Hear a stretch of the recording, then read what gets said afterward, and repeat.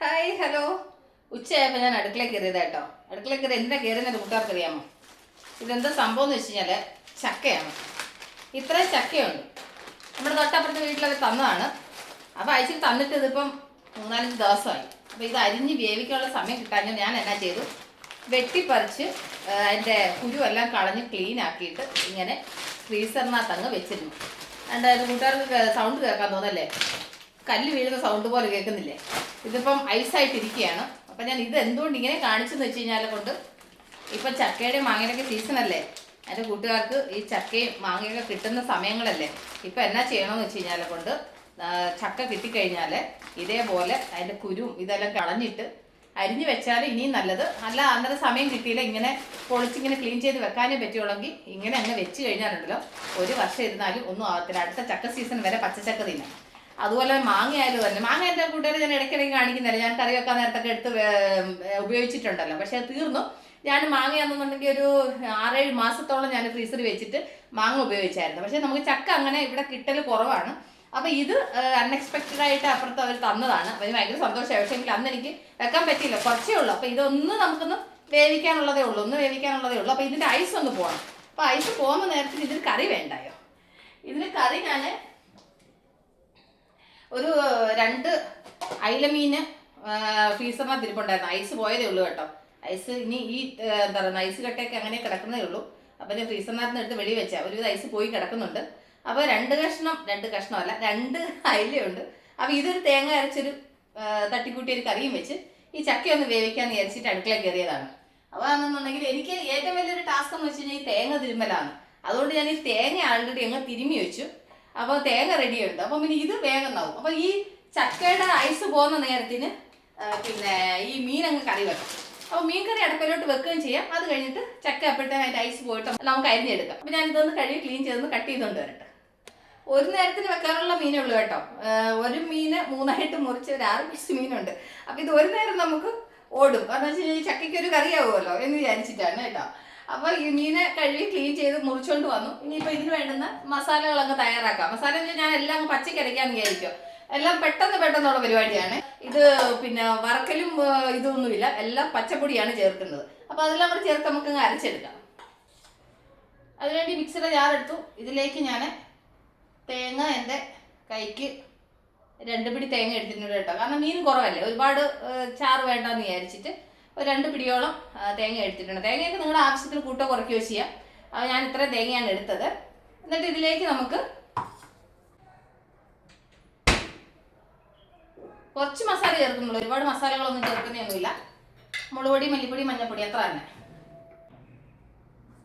ഇതിലേക്കൊരു 1/4 ടീസ്പൂൺ മഞ്ഞൾപ്പൊടി, എരിവിന് ഞാൻ 2 ടീസ്പൂൺ മുളക് പൊടി ചേർക്കുന്നുണ്ട്. എന്നിട്ട് 2 പച്ചമുളകും കൂടി ഇതിൻ്റെ കൂടെ ഞാൻ മുറിച്ചിടുവേ. അപ്പോൾ 2 ടീസ്പൂൺ മുളക് പൊടിയാണ്. മുളക് പൊടിയൊക്കെ നിങ്ങളുടെ എരിവിനനുസരിച്ച് ചേർക്കണം. ഞാൻ ഇതിനകത്ത് കാശ്മീരി മുളകാണ് ഞാൻ കൂടുതൽ ചേർക്കുന്നത്. അതുകൊണ്ടാണ് ഞാൻ മുളക് പൊടി ഒരു 2 ടീസ്പൂൺ എടുത്തത് കേട്ടോ. അതിൻ്റെ കൂടെ ഞാൻ മല്ലിപ്പൊടി ഒരു 1/2 ടീസ്പൂൺ മല്ലിപ്പൊടിയും കൂടെ ചേർക്കുന്നുണ്ട്. ഇത് ഇത്രയാണ് ഞാൻ മസാല ചേർക്കുന്നത്. ഇനി ഇത് മിക്സിയിൽ ഞാനൊന്ന് അരച്ചുകൊണ്ട് വരട്ടെ. എടുത്ത സാധനങ്ങൾ തിരിച്ച് എടുക്കുന്നിടത്ത് വെച്ച് കഴിഞ്ഞാൽ അത്രയും സ്ഥലം നമുക്ക് ഒഴിവാക്കി കിട്ടും. അപ്പം ഞാൻ ഇച്ചിരി വെള്ളം ഒഴിച്ച് ഞാൻ അരച്ചെടുക്കട്ടെ. അപ്പം അരപ്പ് അരച്ചെടുത്തു. ഇത് ഈ മൺചട്ടിയിലോട്ടങ്ങ് ഒഴിച്ചിട്ട് ഇതിലേക്ക് ആവശ്യത്തിന് വെള്ളം കൂടെ ഒഴിച്ച് അടുപ്പിലോട്ടങ്ങ് വെക്കാം. ഈ അരപ്പ് തിളയ്ക്കുന്ന നേരത്തിന് ഇതിനകത്ത് ചേർക്കാനുള്ളതൊക്കെ നമുക്കങ്ങ് അരിഞ്ഞ് ചേർക്കാം. ഇതിനകത്ത് ഞാൻ ഇച്ചിരി ഇഞ്ചി, പച്ചമുളക്, അത് കഴിഞ്ഞിട്ട് പുളി, ഇതാണ് ഇതിനകത്ത് ഞാൻ അരിഞ്ഞ് ചേർക്കുന്നത്. അരിഞ്ഞ് ചേർക്കുന്ന വെച്ചാൽ പുളി അരിഞ്ഞ് ചേർക്കത്തില്ല, പറഞ്ഞപ്പോൾ ആ ഫ്ലോയിൽ ഒന്ന് പറഞ്ഞ കേട്ടോ. ഇഞ്ചിയും പച്ചമുളകും അരിഞ്ഞിട്ട് അതിൻ്റെ കൂടെ പുളിയും കൂടെ ചേർത്തിട്ട് അങ്ങ് തിളയ്ക്കാൻ വിടും.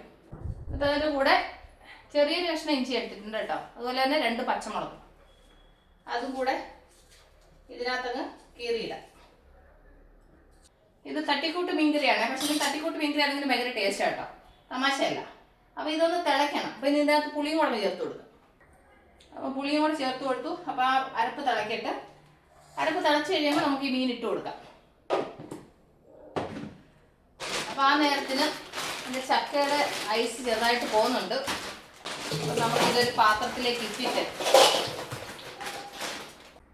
ഇത് നമുക്ക് ചെറുതായിട്ടൊന്നും അരിഞ്ഞെടുക്കാം. പക്ഷെ അത് പിന്നെ അരിഞ്ഞങ്ങ് വെച്ചെങ്കിൽ ഈ ഐസ് പോകാനെ കൊണ്ട് വെയിറ്റ് ചെയ്യേണ്ട ആവശ്യമില്ലായിരുന്നു. ഇതിപ്പോൾ ഞാനാണെന്നുണ്ടെങ്കിൽ പിന്നെ അരിയാതെ അങ്ങനെ വെച്ചതുകൊണ്ട് ഐസ് ഫുള്ള് പോയിട്ടില്ല കേട്ടോ. ചെറുതായിട്ട് കട്ടിയുണ്ട്, എന്നാലും കൂടി ഞാനങ്ങ് അരിയാണ്. വലിയ പ്രശ്നമില്ല, അരിയാൻ പറ്റുന്നുണ്ട്. അപ്പോൾ ആ മീൻകറി തിളയ്ക്കുന്ന നേരത്തിന് പിന്നെ ഇതങ്ങ് അരിഞ്ഞെടുക്കാമെന്ന് വിചാരിച്ചു. എന്നിട്ട് അരപ്പൂടെ ചേർത്തങ്ങ് വെച്ചാൽ ഇതിൻ്റെ കൂടെ ചക്ക അങ്ങ് വേവുകയും ചെയ്യും. മീനും ആവും ചക്കയാവും. അപ്പോൾ എൻ്റെ കൂട്ടുകാർ മറക്കാതെ ചക്ക കിട്ടിക്കഴിഞ്ഞാൽ ഇങ്ങനെ ചെയ്യാൻ മറക്കണ്ട കേട്ടോ. പിന്നെ നിങ്ങൾക്കിപ്പം എന്താ പറയുന്നത്, നീളത്തിൽ അരിയുന്നതാണെന്നുണ്ടെങ്കിൽ നീളത്തിൽ അരിയുക. ഇങ്ങനെ ചെറുതായിട്ട് ഇങ്ങനെ വേവിക്കാൻ ഇങ്ങനെ ചെറുതായിട്ട് അരിയുകയാണെന്നുണ്ടെങ്കിൽ ഇങ്ങനെ അരിയാം. അതെങ്ങനെയാണെന്ന് വെച്ച് കഴിഞ്ഞാൽ അത് അരിഞ്ഞിട്ട് എടുത്തങ്ങ് ഫ്രീസറിൽ വെച്ചാൽ മതി. അപ്പോൾ ഉണ്ടല്ലോ അങ്ങനെ എടുത്ത് പാത്രത്തിലോട്ട് തട്ടിയിട്ട് അങ്ങ് പിന്നെ വേവിക്കാൻ വെച്ച് കഴിഞ്ഞാൽ ആവി അടിക്കുമ്പോഴത്തേന് ആ ഐസിൻ്റെ ആ ഒരു ഇതങ്ങ് പോവുകയും ചെയ്യും. അത് കഴിഞ്ഞിട്ടാണെന്നുണ്ടെങ്കിൽ നമുക്ക് അരപ്പും ചേർത്ത് വെച്ച് കഴിഞ്ഞാൽ അതങ്ങ് വേവുകയും ചെയ്യും. ഇതിപ്പം ഞാനാണെങ്കിൽ അന്നേരം അരിഞ്ഞ് വെക്കാഞ്ഞതുകൊണ്ട്, സമയം കിട്ടാഞ്ഞതുകൊണ്ട് അന്നേരം അരിയാഞ്ഞത് അത്ര ഇതായി. പക്ഷേങ്കിൽ ഇത് അങ്ങനെ പുറത്ത് വെച്ചിരുന്ന് കഴിഞ്ഞാൽ പഴുത്ത് പോകുമല്ലോ എന്ന് വിചാരിച്ചിട്ട് എളുപ്പം വെട്ടിപ്പറിച്ചിട്ട് അതിൻ്റെ കുരു കളഞ്ഞിട്ട് പിന്നെ എടുത്തങ്ങ് ഫ്രീസറിൽ വെച്ചത്. ഇപ്പം സംഭവം കിട്ടിയിട്ട് ഒരാഴ്ച ആയായിരുന്നു. പക്ഷേങ്കിൽ ഈ ഒരു സംഭവം ഫ്രീസറിനകത്ത് ഇങ്ങനെ വെക്കാൻ പറ്റുന്നത് കൊണ്ടാണ്, അല്ലാതെ എന്ത് ചെയ്ത് തന്നെയായിരുന്നു. അതുകൊണ്ട് ഇന്നിപ്പം ശരി എന്നാൽ കുറച്ച് ഇരിപ്പുണ്ടല്ലോ. അപ്പം അതിൻ്റെ കൂടെ മീനുണ്ടായിരുന്നു. ഞാൻ വെച്ചെന്നാൽ ശരിയാ മീനും കറി വെക്കാം. അപ്പം ഇച്ചിരി ഉണ്ടല്ലോ, അപ്പം ഇത് വേവിക്കാം. അപ്പോൾ വേവിച്ച് എനിക്കിപ്പോൾ ഇച്ചിരി കഴിക്കാം. ഇനി ഇത് പിന്നെ കഴിക്കുന്നതെന്ന് പറഞ്ഞാൽ അച്ഛ കഴിക്കും, വേറെ ആരും വലിയ പ്രിയത്തിൽ കഴിക്കത്തില്ല. അപ്പൂസിനൊന്നും ഇതിനോട് വലിയ പ്രിയമില്ല. പിന്നെ ചിലപ്പോൾ മൂഡ് വന്നാൽ ഇച്ചിരി തിന്നുമെന്നല്ലാതാണ്ട് ഇല്ല. പക്ഷെ ഞങ്ങൾക്ക് എനിക്കും എൻ്റെ അച്ഛക്കാണ് ഇത് ഒരുപാട് ഇഷ്ടമുള്ള സംഭവം. എല്ലാവരെ കാട്ടി കൂടുതൽ ചക്ക വേവിച്ചാൽ ഇഷ്ടമുള്ളത് എനിക്കാണ്. ചക്ക പഴത്തിനെക്കാട്ടി കൂടുതൽ ഇഷ്ടം ഇങ്ങനെ വേവിച്ച് കഴിക്കുന്നതാണ്. അപ്പോൾ എൻ്റെ കൂട്ടുകാരെന്നെ നാട്ടിൽ നിന്ന് പിന്നെ ഇത് ചെയ്യാറുണ്ടായിരുന്നു. ചക്ക വേവിച്ചതും ചാളമീൻ വറുത്തതും ഒക്കെ കൂട്ടി കഴിക്കാൻ എന്താ ടേസ്റ്റാണ്. അപ്പം ഞാൻ ചാളമീൻ വറുത്തില്ലെന്നുണ്ടെങ്കിലും അയിലമീൻ കറി വെച്ചിട്ട് ഞാൻ ചക്ക കഴിക്കും. അപ്പം എൻ്റെ കൂട്ടുകാർക്കൊക്കെ ചക്ക കിട്ടിയ ഈ പ്രാവശ്യം. നിങ്ങൾക്ക് പിന്നെ ചക്കയുടെ സീസണൊക്കെ ആയി തുടങ്ങിയിട്ടുണ്ട്. ഇപ്പോൾ ഒരുവിധം എല്ലായിടത്തുമൊക്കെ കിട്ടുന്നുണ്ടല്ലേ? അതായത് കഴിച്ചോ? ഞാൻ ആദ്യമായിട്ടാണ് ഈ വർഷം പച്ചച്ചക്ക വേവിച്ചത് കഴിക്കുന്നത് കേട്ടോ. ഇതുവരെയായിട്ടും കിട്ടിയിട്ടില്ലായിരുന്നു, ഇത് ആദ്യമായിട്ട് കിട്ടിയതാണ്. അപ്പോൾ ഞാൻ ഈ വർത്തമാനം പറഞ്ഞുകൊണ്ട് ഇത് അരിഞ്ഞുകൊണ്ടിരിക്കുന്നു. ആ നേരത്തിന് ഇതിൻ്റെ അരപ്പ് തിളയ്ക്കുന്നുണ്ട്. അപ്പോൾ നമുക്ക് ഈ മീനും കൂടി ഇതിലേക്ക് അങ്ങ് ഇട്ട് കൊടുത്തിട്ട് ആവശ്യത്തിന് ഉപ്പൂടെ അങ്ങ് ചേർത്താൽ എന്നിട്ടൊന്ന് മിക്സ് ചെയ്തിട്ട് ഇതിനിങ്ങനെ വേവാൻ വിടാം. അപ്പോൾ അത് വിട്ടിരുന്ന് വേവട്ടെ. അപ്പോൾ ഞാൻ ഈ ചക്കയൊന്ന് അരിഞ്ഞ് കഴിഞ്ഞിട്ട് നമുക്ക് കാണാവേ. അപ്പോൾ ഞാൻ ഈ ചക്ക അരിഞ്ഞെടുത്തു. അതിൽ ഐസൊക്കെ പോയി ഇതായിട്ടിരിപ്പുണ്ട്. അപ്പോൾ ഞാനിത് ചെറിയൊരു ചരുവത്തിലേക്ക് ഇട്ട് കൊടുക്കുക കേട്ടോ. അതിനകത്ത് വെക്കാനുള്ളതേ ഉള്ളൂ. അത് കഴിഞ്ഞിട്ട് ഇനി അതിന് വേണ്ടുന്ന അരപ്പ് അങ്ങ് ചതയ്ക്കാം. മീൻകറിക്ക് അരച്ച അതേ ജാറിലേക്ക് തേങ്ങയൊക്കെ ചക്കയ്ക്ക് ഇച്ചിരി കൂടുതലിട്ട ടേസ്റ്റ് നന്നായിട്ടുണ്ടാവും. ഒരു തേങ്ങ തിരുമിയതാണ്, കുറച്ച് മീൻകറിക്കും അരച്ചു. അത് കഴിഞ്ഞ് ബാക്കി തേങ്ങ അതാ പിന്നെ ചക്കയ്ക്കും എടുത്തു. എന്നിട്ട് ഇതിലേക്ക് മഞ്ഞപ്പൊടി, ഒരുപാട് മഞ്ഞ കളർ വേണ്ട, കാരണം ഈ മഞ്ഞപ്പൊടിക്ക് ഭയങ്കര കളറാണ്. അതുകൊണ്ട് ഞാൻ 1/4 ടീസ്പൂണേ മഞ്ഞപ്പൊടി ചേർക്കുന്നുള്ളേ. ഇത് നാട്ടിൽ നിന്ന് നമ്മൾ ഈ പുഴുങ്ങി ഉണങ്ങിയ മഞ്ഞളുണ്ടല്ലോ, ആ മഞ്ഞൾ നാട്ടിൽ നിന്ന് പൊടിച്ചിട്ട് കൊണ്ടുവന്നേ, ഭയങ്കര കളറായിരുന്നു. എന്നിട്ട് ഇതിലേക്ക് ഒരു 1/4 ടീസ്പൂണ് ജീരകം, ഒരു 3-4 ഏതൽ വെളുത്തുള്ളി. ഞാൻ ഇതിനകത്ത് കാന്താരി മുളകാണ് ചേർക്കുന്നത്, എരിവിനനുസരിച്ചിട്ട് കാന്താരി മുളക്.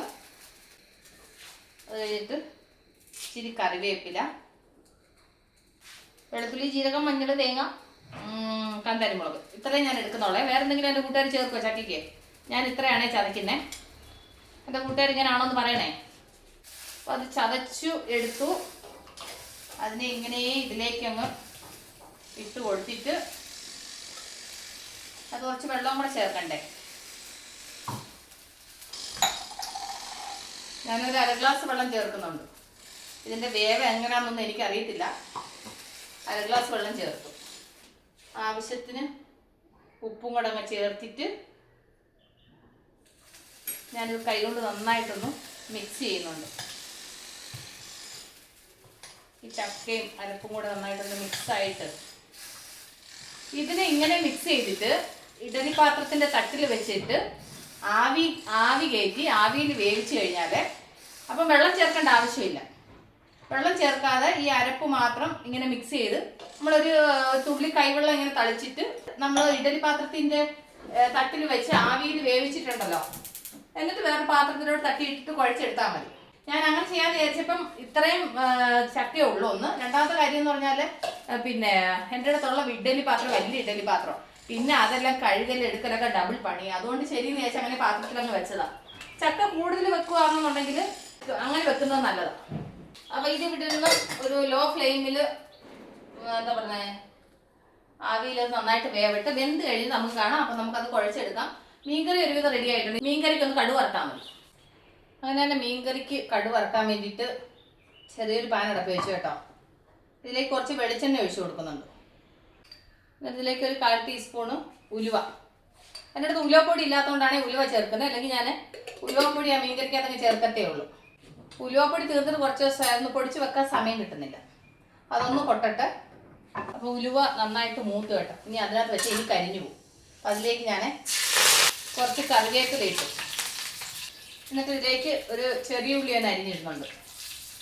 ഈ ഉള്ളി ഒന്ന് മൂപ്പിച്ചിട്ട് അങ്ങ് മീൻകറിയിലേക്ക് ചേർത്ത് കൊടുക്കും. അപ്പോൾ നന്നായിട്ട് മൂത്തു. ഈ മീൻകറി ഇപ്പുറത്തോട്ട് വെച്ചിട്ട് ഇതിലേക്ക് നമ്മൾ മൂപ്പിച്ചതങ്ങ് ചേർത്ത് കൊടുത്താൽ എന്നിട്ട് അപ്പോൾ നമ്മളുടെ മീൻകറി റെഡി ആയിട്ടുണ്ട്. ഒന്ന് തിളക്കിട്ട്, കാരണം വെച്ചാൽ നമ്മൾ ആ ചേർത്ത ആ ഉലുവയുടെയൊക്കെ അതൊന്ന് ആ മീൻകറിക്കകത്ത് ഇറങ്ങാൻ വേണ്ടിയിട്ടാണ്. ഒന്ന് തിളച്ച് കഴിയുമ്പോൾ ഓഫ് ചെയ്യാം. ഉപ്പും പുളിയൊക്കെ കറക്റ്റാണ് നോക്കട്ടെ. എല്ലാം കറക്റ്റ് പക്കയാണ്. അപ്പോൾ നന്നായിട്ട് തിളയ്ക്കുന്നുണ്ട്. അപ്പോൾ ഞാൻ മീൻകറി ഓഫ് ചെയ്യണം. ഞാൻ ഈ ചക്ക ചെറിയ അടുപ്പത്തോട്ട് മാറ്റി കേട്ടോ. കാരണം വെച്ച് കഴിഞ്ഞാൽ ഇപ്പുറത്തിരുന്ന് കഴിഞ്ഞാൽ ചിലപ്പം വേഗം കരിഞ്ഞു പോയാലോ എന്ന് വിചാരിച്ചിട്ട്. അപ്പോൾ അതൊന്ന് വേവിട്ട് വെന്ത് കഴിയുമ്പോൾ നമുക്കത് കുഴച്ചെടുക്കാം. അപ്പോൾ അത് കഴിഞ്ഞ് നമുക്ക് കാണാം. അപ്പം ചക്ക നന്നായിട്ട് വെന്തിട്ടുണ്ട്. ഞാൻ 1-2 പ്രാവശ്യം ഇങ്ങനെ ഇളക്കി കൊടുത്തായിരുന്നു. അപ്പം അതിൻ്റെ വെള്ളമൊക്കെ വറ്റി ചെറുതായിട്ട് അടുക്കി പിടിക്കാൻ തുടങ്ങിയിട്ടുണ്ട്. കണ്ടില്ല, നന്നായിട്ട് വെന്തിട്ടുണ്ട് കേട്ടോ. അപ്പം എൻ്റെ തുടുപ്പ് ഇതാണ്, എൻ്റെ ചപ്പാത്തി കോലാണ്. സ്റ്റൗ ഓഫ് ചെയ്തിട്ട് ഇത് നന്നായിട്ടൊന്ന് ഇളക്കിയെടുക്കാം. നന്നായിട്ട് വെന്ത് കേട്ടോ, നല്ല ചൂടുണ്ട്. വലിയ പാത്രത്തിലാണെന്നുണ്ടെങ്കിൽ ഞാൻ തറയിലിരുന്ന് കാല് കൊണ്ടൊന്ന് ചവിട്ടി പിടിച്ച് അങ്ങനെയൊക്കെയാണ് കുഴച്ചെടുക്കുന്നത്. പക്ഷേങ്കിൽ ഇത് നമുക്ക് സാധനം ഇച്ചിരി ഉള്ളാഞ്ഞതുകൊണ്ട് ഞാൻ ഇങ്ങനെ നിന്നുകൊണ്ട് ഇതിനകത്ത് വെച്ചങ്ങ് കുഴച്ചെടുക്കും കേട്ടോ. അപ്പോൾ ഞാനിത് നന്നായിട്ടൊന്ന് കുഴച്ചെടുക്കട്ടെ. കണ്ടില്ല, അപ്പോൾ ചക്ക നന്നായിട്ട് ക്ലീനായിട്ട് കുഴച്ചെടുത്തു കേട്ടോ. നന്നായിട്ട് വേവുകയും ചെയ്തു, നന്നായിട്ട് കുഴഞ്ഞു. പിന്നെ ഇനി ചൂടോടെ ഇച്ചിരി ചക്ക കഴിച്ചെങ്കിൽ എനിക്കൊരു സമാധാനമുള്ളൂ കേട്ടോ.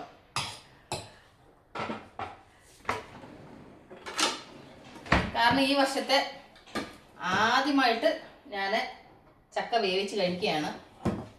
അപ്പം ചൂടോടെ കഴിച്ചില്ലെങ്കിൽ പിന്നെ ഒരു ടേസ്റ്റ് പോരാ. ഓക്കെ, അപ്പം കുറച്ച് ചക്ക എടുത്തു. അത് കഴിഞ്ഞിട്ട് അതിൻ്റെ കൂടെ അതിൻ്റെ മുകളിലേക്ക് ഞാൻ ആ മീൻകറിയും കൂടെ അങ്ങോട്ട് ഒഴിച്ച് കൊടുക്കുന്നു മക്കളെ. ആഹാ, എനിക്കറിയാം കുറച്ച് പേരൊക്കെ കൊതിവിടുന്നെന്ന് എനിക്കറിയാം. അപ്പോൾ ഞാൻ ഇരിക്കട്ടെ. അപ്പോൾ നല്ല ചൂടോടെ ചക്കയൊന്ന് കഴിച്ച് നോക്കട്ടെ. ഇവിടുത്തെ ചക്കയാണ്, നാട്ടിലത്തെ ചക്കയല്ല കേട്ടോ.